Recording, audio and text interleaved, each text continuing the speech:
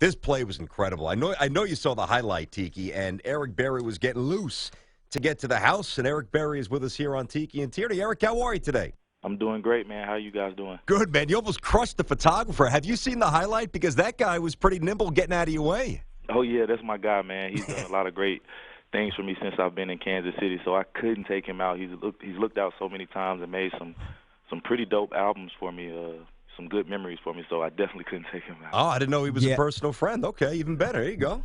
No, those guys are so important because 20 years from now, when you have kids or whatever, you want memories of your experience playing in the National Football League. They're the ones that are going to have it. Now, you guys, Eric, when you watch your team play, sometimes you get frustrated because the offense stagnates, things don't happen. But it seems like defensively, you guys are just a bunch of playmakers. And I guess in situations like where you had yesterday against the Carolina Panthers, do you put it upon yourselves to try to score defensively like you did? 2 defensive touchdowns in this game that make a huge difference in the outcome. Yeah, man, we talk about it in practice. We don't just show up and do it on Sundays. Our coaches do a great job of just reminding us every day, like, think turnovers, win the turnover battle. And when you get the ball, think score. That's one of the biggest things. So they don't tell us to, like, run all the way to the end zone if it's like 80 yards down the field, but we practice getting blocks when we get interceptions in practice, and we practice getting that burst and getting to the near sideline and trying to make something happen. I thought it was a real character win. You guys have done a lot of winning the past couple of years. Obviously, 7-2 this year. You've won 5 straight. I referenced that before. But even though Carolina is not quite what they were a year ago, at least in terms of the record, I mean, you're on the road. You're in a tough venue against the reigning MVP. You're down 17-zip. I mean, what was the first spark where you said to yourself, okay, we're back in this. We got a chance to win? Just in the locker room, man. The one thing Coach talked to us about was just body language, and he's like, it's very important. We've been here before. Let's just get out there and do what we need to do. So everybody took it upon themselves to do a little bit more, finish plays a little bit more, give each other that extra edge, because the thing about it is you're not doing it for yourself. You're doing it for the man next to you. And I think once we settled down and started eliminating the mistakes, I think we started playing some pretty good football there in the second half. You did. Eric Berry, safety, outstanding safety for the Chiefs, with us here on Tiki and Tierney, CBS Sports Radio. Last year, Eric, you guys had a very long win streak to close out the season. This year, as BT said, you've won 5 in a row. You're sitting atop the AFC West with a 7-2 record, tied with the Oakland Raiders. But how come you guys don't get the respect you deserve? I know it could be simply chalked up to the small market that Kansas City is in, but, I mean, it seems like at this point it's insulting. Do you guys feel that way? Not at all, man, because the thing about it is, even when we're losing or when we're winning, we talk about it's about the people in that locker room, the people in that building we see every day.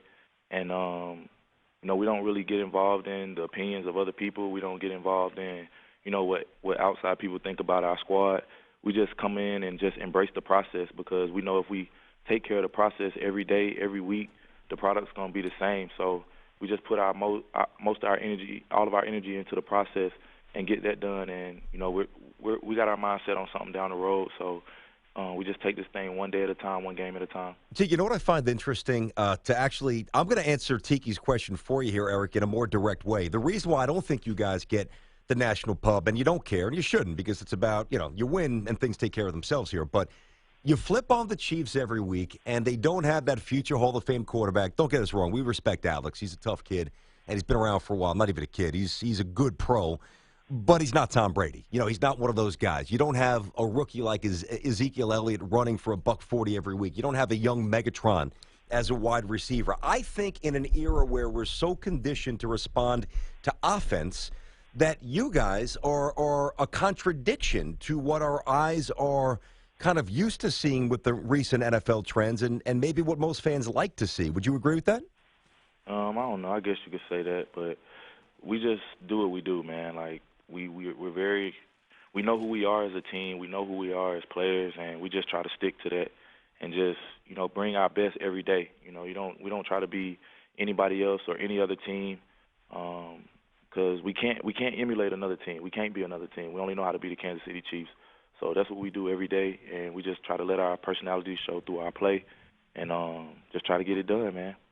You know, it's funny you say that because one guy whose personality doesn't shine through is your head coach, Andy Reid. Now, I always thought he was this surly guy and this, unapproachable, big bear, mean, whatever it may be. But then I made the Pro Bowl one year and he was the coach. I was like, this is one of the coolest cats that I've seen as a head coach. I mean, he puts on this facade that I'm sure is not the same when he talks to you guys. What's his message been like for you guys this year? If you've gone through this 5-game win streak after starting the season 2-2?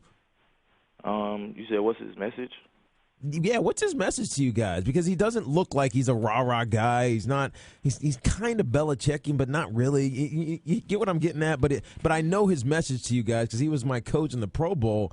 Has got to be one that's encouraging and motivating. It's definitely motivating. I mean, coach isn't going. He isn't going to try to be anybody else. He's going to be Coach Reid, and that's that. And we're all good with that, And he's going to be the best Coach Reid that he can be. You know what I'm saying? It's going to be whatever the team needs. You know what I'm saying? Whether if he needs to be rah-rah, he'll be rah-rah. If he needs to be come talk to you one-on-one as a man and tell you what's going on, he'll be that. Mm-hmm. You know what I'm saying? It's whatever his character shines through, and his personality is who he is. He's not going to try to be anything else. He's not going to put on a facade to be like anyone else, and he doesn't expect that from any of us. So, I mean, he treats you like a man. He treats you like a human. And he gets the same respect back from me and the rest of the team. Well, Eric, you're living this now. Tiki lived it back in the day. Obviously, in the NFL, depth is paramount. You got to have depth. And the good news for you guys, if Dustin Colquitt ever gets bored punting, you got Marcus Peters. So he's got a pretty good boot. Hey, what were you? And I was watching the game live when I said, "Is this guy kidding me?" And of course, you knew the penalty was going to hit, and he's going to learn from that moment. But I saw you talking to the young buck. What were you were sitting right next to him? What'd you say to him after that? I was just telling him amazing play. He did a great job. It was so clutch. And, that's what he does. And he knows that's what he does. And, I mean, it was a great play, and the emotions was going, and, it just happened. And I was just letting him know, like, you just got to think about the team. You got to think about each other. We fought so hard to get back. And, it was just a 5-yard penalty, but it could have been a 15-yard penalty and pushed us out of field goal range probably or something. And I just wanted him to – not just him, but me, the rest of the team, like, we all got to think about that. You know what I'm saying? Mm-hmm. The things we do on the field is going to affect the other people around you. No, you worked too hard all week to have that happen, Yeah, I got you. Yeah, so You know that's what? all, man. It wasn't nothing. We talk about this all the time, and he talks to me about certain things, and he's on me about certain things. So, I mean, it's a good friendship, a good bond, and we're like that all in the secondary. We hold each other accountable, and we just want to be there for each other, so. When you look at an offense, most teams are, at least perpetually, seems like, always in search of, with the franchise quarterback. On the defensive side of the ball, everybody wants that lockdown corner. How good can this kid be? How good can Marcus Peters be? I know he's young. He's still got a lot to learn still, but how good do you think he can become? Hey, the sky's the limit for him, man. He's so hungry. He's so meticulous in his work. He's detailing his work now and working on his technique and a lot of things that people can't see. He's just getting better every week. He's just getting better every week at all the small things, and I think that's one of the things that stands out and then what's going to take him to the next level because obviously he has great ball skills, great instincts, and he's just starting to, just build his talent, and he's working the crap out of his talent, turning it into a great skill and a great asset for himself. And that's one of the special things to watch every day. It's Eric Berry, the safety of the Chiefs. Eric, you've been in the league long enough to have seen it, and it's always cyclical. I mean, divisions might take a little while, more, longer for other teams to actually get it right. But really, for the first time since you've been in the league, the Raiders are getting it right. And I look at the AFC West here. You guys are 7-2. Raiders are right there. Denver's a defending champion. Even San Diego with a sub-500 record. The Bolts are tough. I mean, they're a good team. This, by far, has to be the best AFC West you've been a part of, right? Yeah, this has been pretty exciting, and right now, the only thing we can do is just focus on the next week. And obviously we see the records, so that makes every week even more important. You can't give away wins. You can't give away wins. You can't let these things slip by you, especially AFC wins. They're very important. NFC wins, those are starting to be important too because, you see teams in our division winning all these games. They're winning in the AFC and the NFC, so these are critical games that we got to focus on down the line. Now, Eric, we haven't chatted with you since you came back from your Hodgkin's lymphoma. I mean, what was that ordeal like for you? And more importantly, what was it? What was the importance, the drive for you to get back out on the field and do what you love? Oh, man, it was a blessing, man. And just to see how much other people were going through and seeing that, you know, I could be in a worse situation and seeing how much of an opportunity I still had, even though, you know, it wasn't ideal. But there's people out there that I saw that were doing, you know, had more things going on than me. So, I just wanted to inspire other people because there were times I just felt like, man, I don't know how I'm gonna do it. I knew I could, but I just didn't know how I was gonna do it. So, just getting that drive from other people and seeing other people fight their battles, you know, like Stuart Scott, you know, Robin Roberts, just people all over the league and around the world, just giving me so much support. You know, I just tried to believe in myself as much as I can and just do it for the ones around me. It's amazing. I mean, really, it is incredibly galvanizing for a lot of people, and amazing that you're back on the field. Not only are you back on the field, but you're playing. I mean, you're playing like you never battled this incredible disease. It's really amazing, man. So, I wanted to get this by obviously Eric Berry with us here on Tiki and Tierney.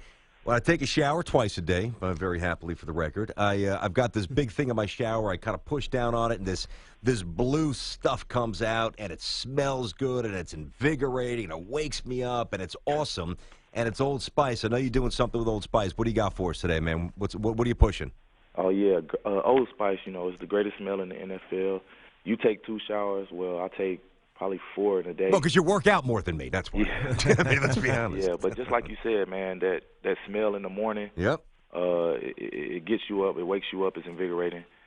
Just gets you ready for your day. I start my first workout at 5:15 in the morning, so you know how early that is. So just having that shower, that first shower is just to wake me up, just like you said. And I feel like one of my favorite scents is Lasting Legend, and it resonates with me because just like you said, my battle with cancer, I just feel like that's adding to my legacy, and just having that little reminder every morning just pushes me to just go ahead and wake up and get whatever the task is done, and that's how I start my day. That's awesome. We'll tweet out some info. I'm not just saying that. I am an Old Spice guy. Eric Berry, just an incredible pick six, 42 yards, cut it to 3 points. You guys eventually win. You come back from the 17-0 deficit, 5 straight wins. If you're not paying attention to Kansas City, start. Eric, we'll talk to you soon, buddy. Thank you. Thank you, man. Be good, Eric. You guys. No doubt. Back good at luck, you. man. Back at you.